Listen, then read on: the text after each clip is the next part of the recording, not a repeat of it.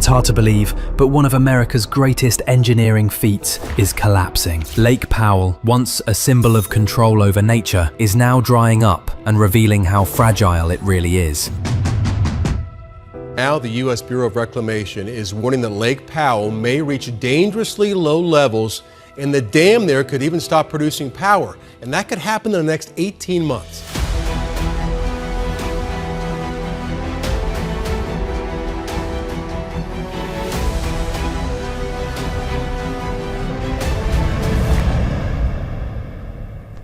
For decades, Lake Powell stood as a shimmering symbol of human control over nature.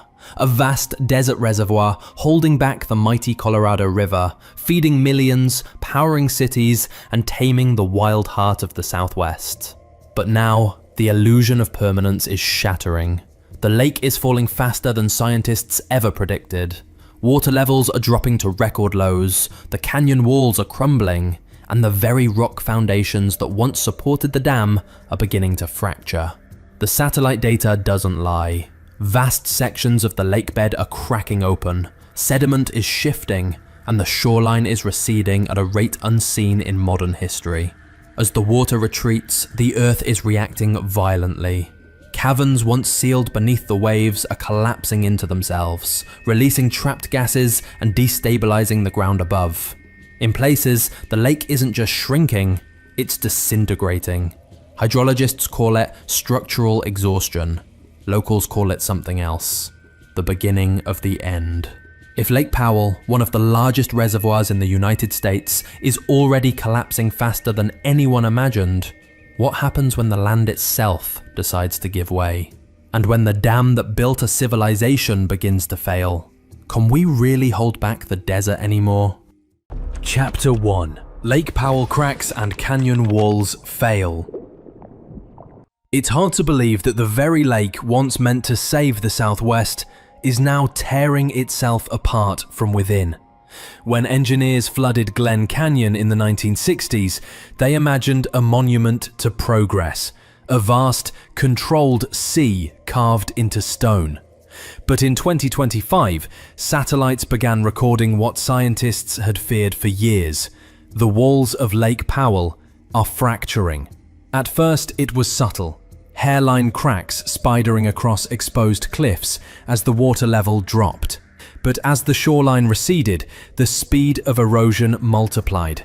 Sections of canyon once cushioned by water were suddenly exposed to extreme heat, freezing nights, and violent monsoon winds. Every cycle of expansion and contraction tore the rock further apart.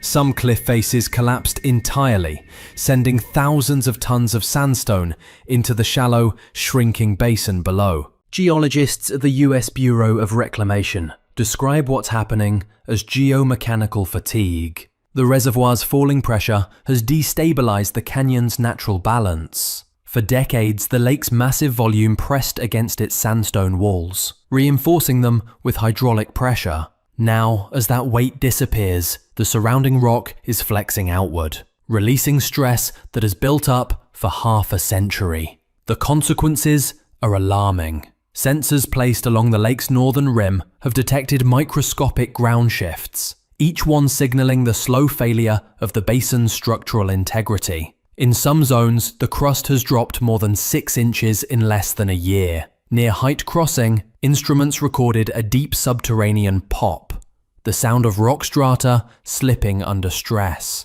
Scientists warn that if the lake continues dropping, the collapses won't remain localized. The walls could trigger chain reactions, destabilizing adjacent cliffs, and even threatening infrastructure at the Glen Canyon Dam.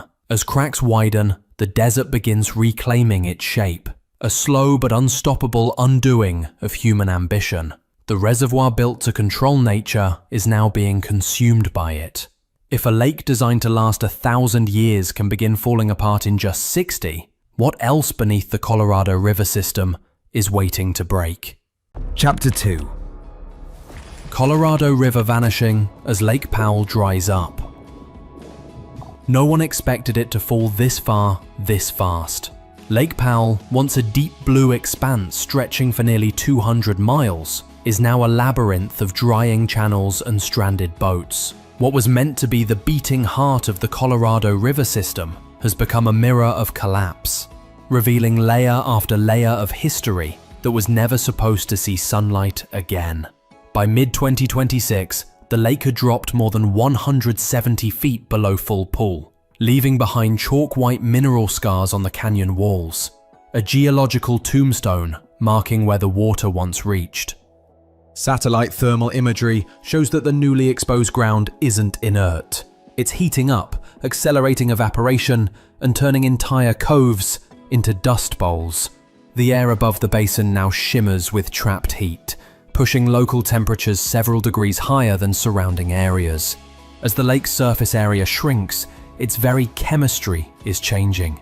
Rising salinity and heavy metal concentrations from decaying sediments are transforming the remaining water into a corrosive mix that eats through boat engines and corrodes monitoring equipment. Scientists warn that the collapse isn't just hydrological, it's biochemical. Fish populations have plummeted, algae blooms spread across the stagnant shallows, and migratory birds have abandoned the reservoir entirely.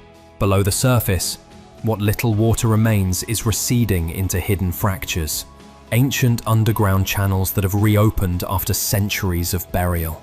Instruments lowered into these cavities record as if the lake itself were being swallowed. Some hydrologists believe these fissures are permanently draining portions of the reservoir into deeper aquifers, creating a leak the dam was never designed to withstand. At this rate, experts estimate Lake Powell could cross the dead pool threshold far sooner than predicted, perhaps within just a few years. When that happens, water will no longer flow through the turbines of Glen Canyon Dam. Power generation will cease. The Southwest's lifeline will fall silent. If the water that built the modern desert is vanishing into the cracks of the past, how long before the civilization it sustained begins to follow? Chapter 3. Glen Canyon erosion threatens the Colorado Basin. It's hard to believe that stone, something we consider unbreakable, can move like muscle. But that's exactly what's happening inside the walls of Glen Canyon. The same cliffs that once held Lake Powell's waters are now sliding, buckling, and collapsing, as though the earth itself is shrugging off the weight of human ambition. For decades, the pressure of the lake's water stabilized the canyon's fragile structure. It acted like a brace, holding ancient sandstone layers tightly in place. Now, with the water gone, those layers are relaxing and failing. Thermal satellites show entire cliff faces expanding during the day and contracting at night, creating daily cycles of stress that fracture the rock from within. Geologists call it differential stress release. In simpler terms, the canyon walls are coming apart. Near the Escalante Arm, a 1,000-foot section of wall sheared away in 2025, collapsing into the basin with the force of a small earthquake. The shock wave rippled through the half-empty lake, damaging docks and submerging survey buoys. But the true danger lies in what's still hidden. Thousands of microscopic fractures now spreading deeper into the canyon network. Recent drone scans have mapped over 40 new fissure systems, many branching toward the foundations of Glen Canyon Dam. Though the dam itself remains structurally sound for now, engineers have quietly raised the alert level, noting the unusual flexibility detected in the surrounding rock strata. Even a minor quake or another major collapse could accelerate stress along the dam's abutments, those critical walls that anchor the structure into the canyon. The irony is painful. The very erosion that Lake Powell was meant to prevent is now returning with a vengeance, supercharged by heat, drought, and receding pressure. What was once a reservoir has become a machine of erosion, eating itself from the inside out. Each new collapse exposes veins of sandstone untouched for millions of years, soft, brittle, and crumbling at first contact with air. Every fall releases more sediment into the lake, reducing capacity even further, ensuring that each year brings less water, more dust, and greater instability. If the canyon walls that cradle Lake Powell are already shifting beneath their own weight, how long before they take the dam, and everything it protects, down with them? Chapter 4. Glen Canyon Dam under extreme pressure. No one wants to say it out loud, but the unthinkable question is being whispered in engineering rooms and federal briefings alike. What happens if Glen Canyon Dam begins to fail? Built in the 1960s to tame the Colorado River, Glen Canyon Dam was designed for a future of abundance, a future that never came. As Lake Powell drops to record lows, the dam faces stresses it was never meant to endure. The structure wasn't designed to hold back less water, it was designed to hold back more, and that difference is tearing at its seams. In 2026, inspectors detected hairline fractures along auxiliary tunnels. Tiny at first, but enough to warrant immediate surveillance. With water levels at historic lows, hydrostatic pressure has reversed direction, forcing dry air into joints once reinforced by hydraulic force. Engineers describe the phenomenon as vacuum fatigue, where missing water destabilizes internal support systems. The dam's own concrete begins to flex, groan, and, in certain stress tests, hum. Seismic instruments installed along the canyon walls have begun picking up subtle vibrations, not from earthquakes, but from the dam itself. These micro-resonances, once dismissed as harmless, now coincide perfectly with the 47-minute pulse cycles detected deep beneath Lake Powell and Death Valley alike. The implication is terrifying. The crust beneath the dam is moving. Worse still, Glen Canyon's massive turbines, long the powerhouse of the Southwest, have fallen silent in multiple units. As the lake slips closer to the dead pool threshold, water flow through the penstocks weakens. Without sufficient head pressure, the turbines spin erratically, creating vibrations that travel into the dam's foundation. Those tremors echo through the sandstone, feeding instability into rock that's already fractured and fragile. Outside the engineering data, the signs are visible. Docks sit on dry ground. Boat ramps stretch into empty canyons. The air smells of minerals and dust instead of water. Fishermen describe eerie rumbles at night, a low mechanical moan that rolls across the basin and disappears into the cliffs. Chapter 5. Colorado River drought spiral accelerates collapse. It's hard to imagine a lake collapsing faster than the sky can refill it, but that's exactly what's happening at Lake Powell. Every year of drought now costs more water than an entire river can replenish. The Colorado River, once powerful enough to carve the Grand Canyon, is no longer powerful enough to sustain its own creation. By late 2026, inflows into the lake fell to their lowest level in recorded history. Meanwhile, evaporation and seepage into reopened fissures beneath the basin accelerated beyond all projections. In simple terms, Lake Powell is losing water faster than scientists can measure it. Meteorologists call it a hydrological death spiral. Higher temperatures bake the exposed lakebed, intensifying evaporation. As the water level drops, darker sediment absorbs more sunlight, heating the air further and feeding the cycle again. Each summer now strips away what used to take 5. The effects ripple downstream. With every foot of lost elevation, less water flows through the turbines at Glen Canyon Dam. The Southwest's power grid flickers, cities ration water, farmers watch irrigation channels turn to dust. And yet, nature isn't the only culprit. Human demand continues to rise, pumping out what little remains of the river system's reserves. Scientists warn that unless inflows triple and stay there, Lake Powell could reach permanent deadpool by 2028, a scenario once deemed impossible. The desert is reclaiming what was borrowed. What once was a lake is becoming a canyon again, a slow, unstoppable return to its natural state.